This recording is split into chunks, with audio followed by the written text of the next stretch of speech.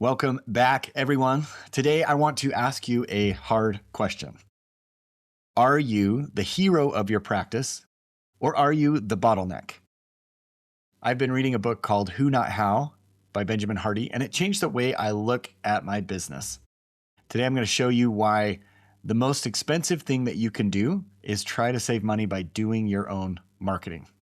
So let's get into it. Excited to have you guys here. My name is Mark Thackeray, host of the Dental Marketing Secrets podcast. This is episode 121, the Who Not How practice, the martyr trap, why doing your own marketing is costing you a fortune. So here's kind of a follow-up question to that. First one that I posed is, are you a business owner who happens to be a dentist, or are you just a dentist who accidentally created a second full-time job as a marketing coordinator? And I asked that because of this is what happens with a lot of entrepreneurs, a lot of business owners. And this is, speaks to the fact that they are entrepreneurial minded, meaning that they see a lot of opportunity. They know that they have a lot of capability. And so when a problem presents itself, they tend to ask, how do I do this? And that can be good in a lot of areas, right? I mean, that's typically how you grow. It's how you become self-sufficient. It builds confidence because you know that you can figure this out. And that's great.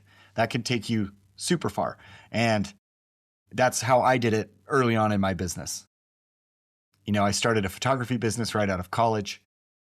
And that's by necessity kind of how you have to start, because you don't always have the means, the capital to hire other resources to do some of those jobs for you. So I remember when I was doing this photography company that I had, and it started to progress, started to do quite well. And I remember doing the books, which weren't difficult, but I remember doing the taxes. And although it was a pretty straightforward business, it was such a time suck. More than a time suck, it was an energy. It just sapped my energy. I just absolutely hated doing it, but I still was stuck in this mindset of, how do I do this? Because I thought, well, if I can do it, I'm going to save some money, right? And that's the way that we tend to look at a lot of these things. And I still remember when I finally made the decision to just hire a CPA to do this. I was like, are you for real? I just had spent so much time to save, quote unquote, a couple $100.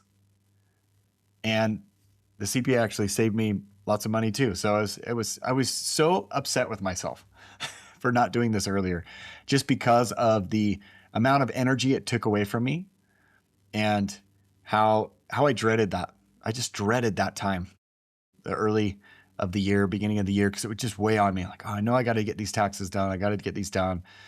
And I still don't love tax season for many reasons, but it's gotten so much better because I've elevated my mindset and to look at, well, who can do this for me instead of how can I do this?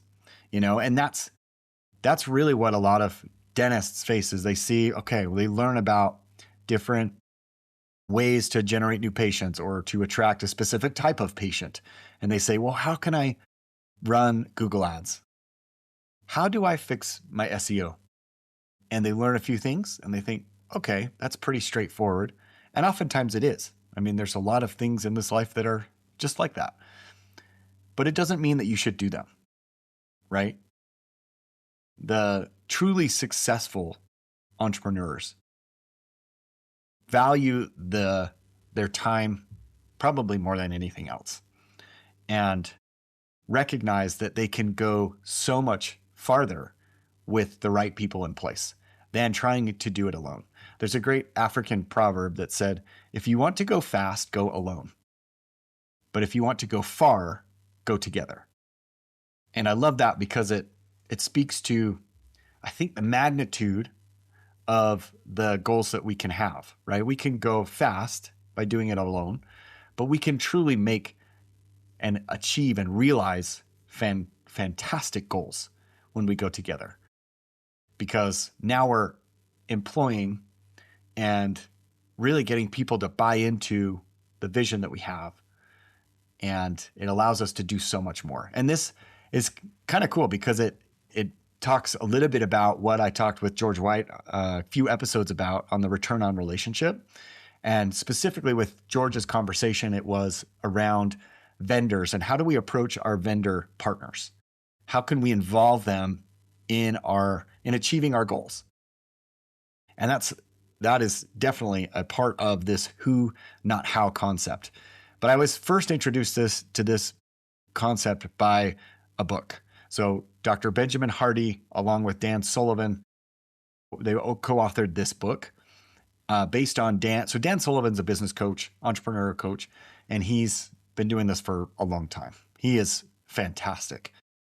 I love the way he breaks things down, keeps it simple so that you can move forward with it, but also it allows you to communicate that effectively to your team. And as a result, enlist all these other team members to your cause, which is so cool. But so I was first introduced to this concept, and it really hit me because I had just, and I'd seen it so many times in my life crop up where I had that, how can I do this mentality? And that's, again, I think that's a trait of many entrepreneurs, is that they see opportunity everywhere. They can see that, oh, that's not as hard as it looks. I could do that, and it's good in a lot of ways, but it does become a hindrance when you let that overtake you, when that's your dominant thinking at all times. So I remember reading this book and having that aha moment, and of just how much more you can accomplish when you're thinking about it in terms of who is the right fit for this, who can help me that's already solved that problem, that can do it way better than I probably ever could, and can allow me to do this even more quickly. And it really drove it home too because you hear a concept, makes sense, you start to implement it, but inevitably you revert back to your old way of thinking at times. It's a constant process. It's a constant process of learning and relearning until it becomes habitual. And I remember we were at night, and I think I just showered, we had a long day or something. I worked out late and then showered, went to bed. And, so I was falling asleep. I could still hear water dripping from the shower head in the bathroom. And I was listening. I thought, oh, it's going to turn off. Sometimes it takes a minute to turn off. Minutes go by, still dripping. I wait 20 minutes. It's still coming out. It's not. I do fiddle with it. I turn it back on full blast, and then I shut it off. Same thing. So I fall back into this mindset of how do I fix this? I go to YouTube, I go to Google, do some searches, try some things. About an hour and a half into this, I'm like, I think I know what to do, but I'm scared I'm going to break something and make it even bigger beyond me repair. And so I finally concede defeat and say, this is dumb. Why am I doing this? So I turn off the water and eventually call a plumber the next day. He comes out, and oddly enough, he tells me I was going to do it right. I tell him, well, this is what I think. Here's what I would have done. He's like, yep, that's all you need to do, and then he did it. And it took him 5 minutes, honestly. Here I spent an hour and a half wondering, researching, hoping that was the right thing. And it just reinforced this point of who is the better fit for this instead of how. And it's a hard thing to grasp, right? It's a hard thing to fully embrace, but it's so much more powerful. And this is where, many dentists try to do their own marketing because they don't want to pay the agency fee, for example. They think, well, I don't want to spend money on just these management fees. And I can do some of the stuff. Like I can post on social media, and I can boost a post or even run a formal ad campaign on Meta.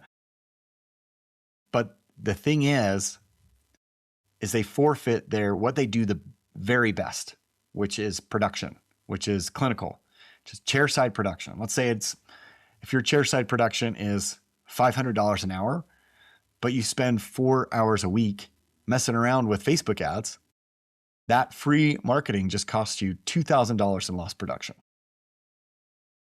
You can't grow $1 million practice with a $100 an hour mindset. That is so key to remember. You cannot grow $1 million practice with a $100 an hour mindset. That is a big turning point. Once you can realize, well, what is my effective hourly rate? Then you can think, okay, well, that can become a filter for you where you say, is this task a $500 an hour task or more? Is it worth that much? If it's not, it should be delegated if that's your effective hourly rate. Okay. Anything less than that should be delegated. And that's really helped me create that type of filter to make those decisions much, much easier. And one thing I will say about this too is that we get caught up in this busyness mindset, thinking or equating busyness with productivity. Oh, I'm busy. And I used to say that all the time. How's work going? Oh, it's busy. Thinking that that's a good thing. You automatically assume that, oh, he's busy, making money, it's doing well. And that's not always the case. That's not always the case. You could be very busy and not very productive. So think about it that way.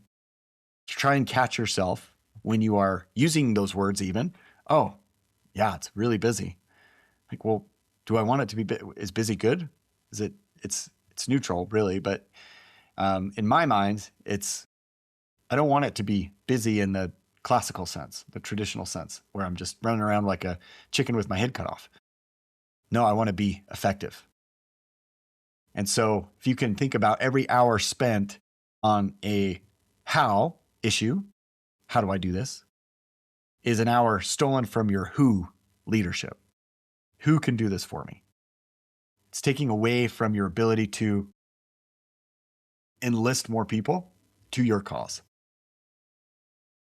So this really comes from what Dan Sullivan calls your unique ability. And your unique ability, he defines that as the intersection of what you love and what brings you the most value. So when what you love intersects, comes in contact with those things that bring you the most value, that intersection is your unique ability. So that's your gift, essentially. So that's what you want to be focusing your efforts on. Okay. And that's where this who mentality, you can find other who's that are focused on their unique ability. And if you have a team of people that are all focused on their own special skills, those things that they are truly gifted at and they love doing, that's a powerful combination, right? I think it was in the Jim Collins Good to Great. Can't remember if it was that book, but he talks about just getting the right people on the bus. Doesn't matter where they're seated. As long as you have the right people on the bus, then you're going to go places, the right places. That is so true with this. If you can get people using their unique ability together, heaven help you. It's going to be amazing, right? So expertise comes from those people that are doing what they love and that are naturally good at, right? I mean, you have to love it in order to pursue it to the point where it becomes really good. You really become very proficient and an expert in that. So expertise is, it's kind of the unique ability. It's the shortcut. You can spend years learning the in and outs of how to do this, or you can spend one day finding the right who. It's up to you, right? But why reinvent the wheel when you can hire the person who built the wheel, right? Why would you go through all those steps to try and solve a problem that's already been solved by someone many, many, many, many, many times before in different circumstances, different situations, that has all that data and understanding of what goes on? So the other part of all this that I wanted to bring up is the scarcity of time. As I mentioned before, entrepreneurs tend to value their time above anything else. So true success for an entrepreneur oftentimes means creating value while also buying back their time, buying back your time.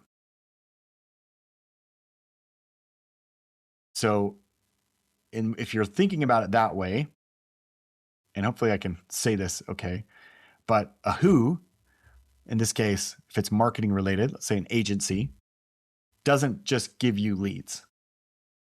They give you your Friday afternoons back.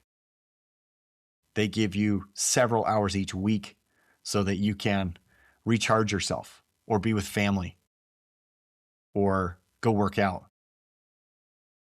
or pursue a personal interest.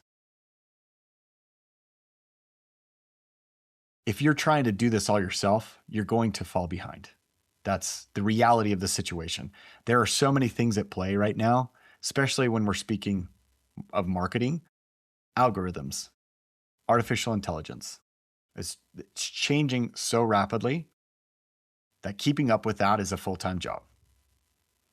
I mean, I, as an agency owner, have other who's for different things like that that spend the time to keep up on all the changes for SEO, for example. And I invest in them so that I don't have to spend the time, and my team doesn't necessarily have to spend that time acquiring all that data. I can rely on them to do that. And that allows me to make better, more informed decisions on how we proceed in the future. Your time is your most non-renewable resource. Stop spending it on tasks that an algorithm could do better. And here's another point too that's good to remember when you're thinking about all of this and trying to become a who, not how practice. When you hire a who, you aren't just hiring one person. You're hiring an entire department of experts who live this 40 hours, 40 plus hours generally, a week. I had a group approach me because they wanted to hire me as their marketing director. And I said, look, you could go down that road. We could go down that road. And well, first I said, thank you, but no, thank you. I'm not interested, but let me consult with you for just a second. Let me give you some counsel. You could go down the road of hiring someone and try and find someone who fits that profile, has the experience, understands the different aspects of marketing, and hopefully find someone that can do that, because they just had someone, didn't work out, caused a lot of issues in the end. And you again, it's there are some unicorns out there that can do all of that, but they're really few and they are extremely expensive, right? So you could go down that route, or you could hire, in this case, my team. You could hire my team, and you're going to get not just me, but several others as well. You're getting my whole team to become part of your organization, to help you in different areas, to multiply yourself, to accomplish so much more than you would an individual, and at a fraction of the price, right? I mean, if you went down and hired a full-time in-house marketing expert, it's going to cost you X. Or you can hire an agency for, honestly,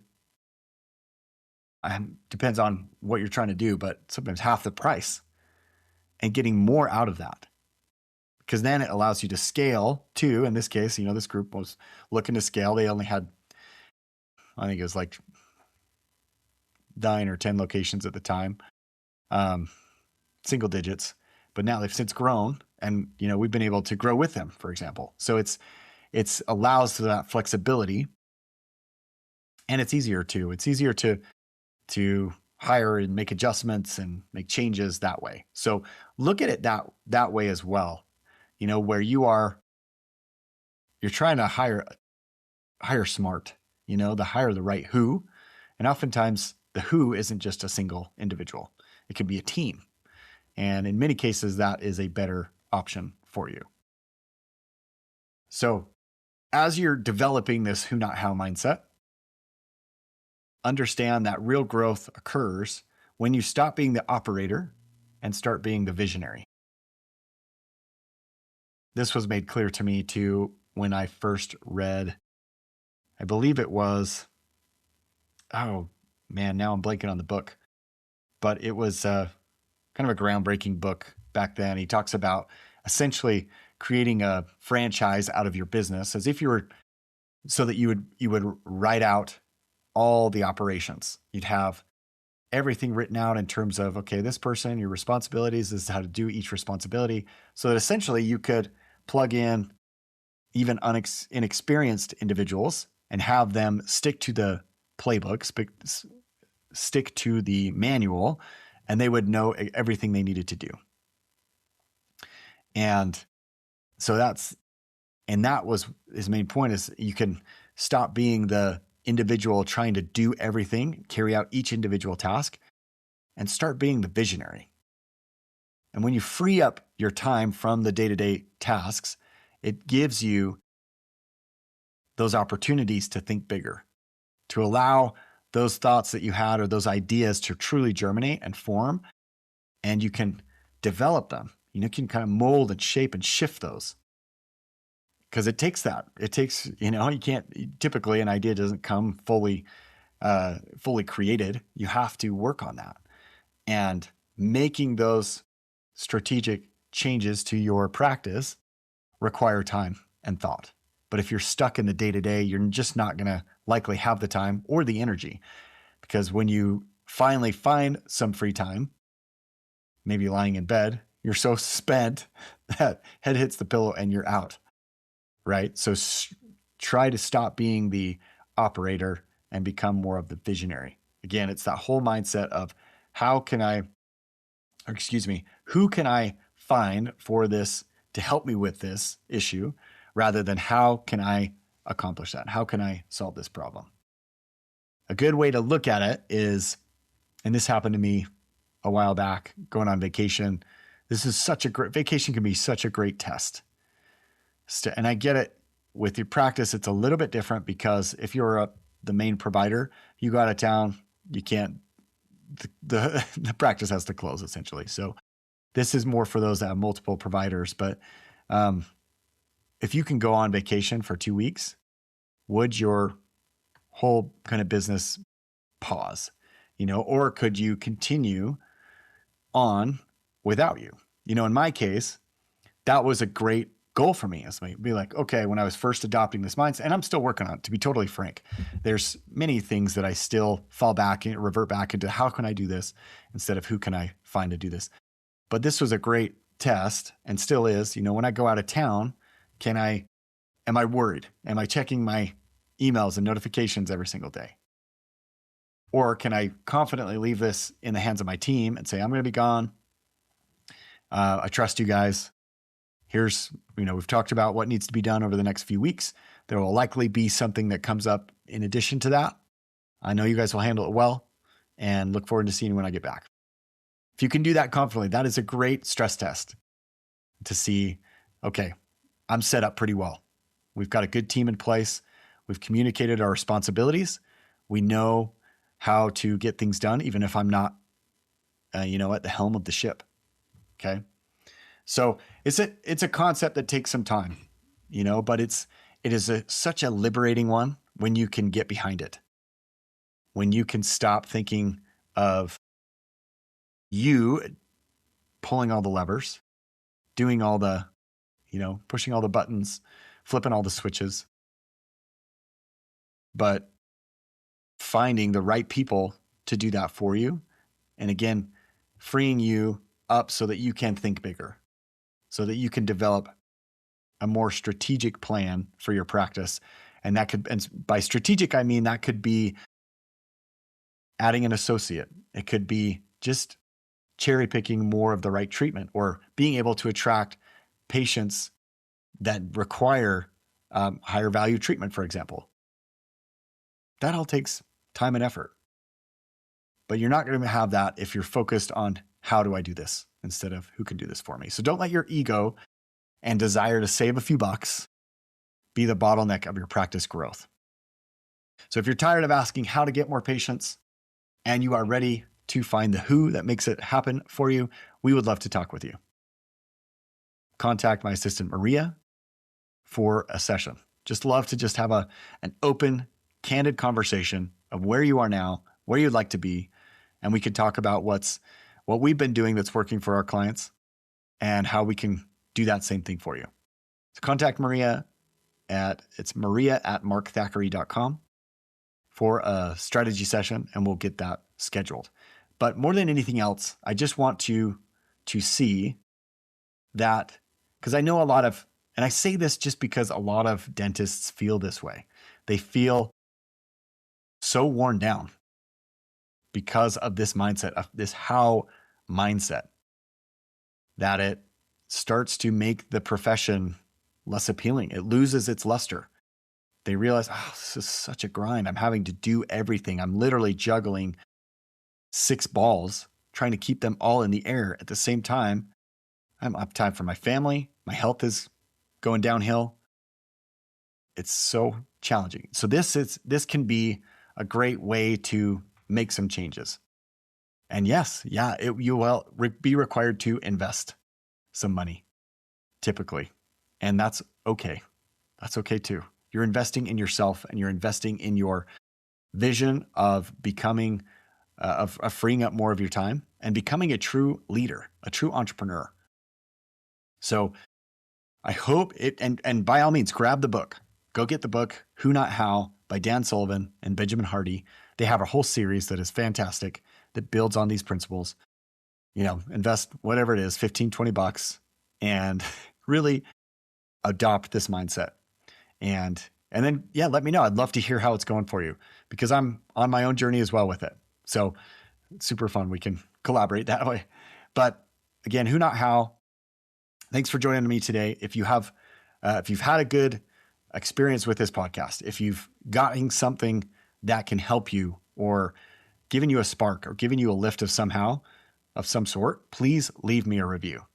That is huge. It's a big signal to Spotify and to Apple Podcasts and all the podcast like hubs around, that we're doing a good job. And it helps other dentists find relief, helps find ideas, helps them get them going and thinking a little bit differently. And that's the whole goal, is just to help you see that there's a different approach to this, and it can elevate your overall thinking, and ultimately elevate your results and go farther. So with that, sign off. We'll see you guys next week. Have a great week.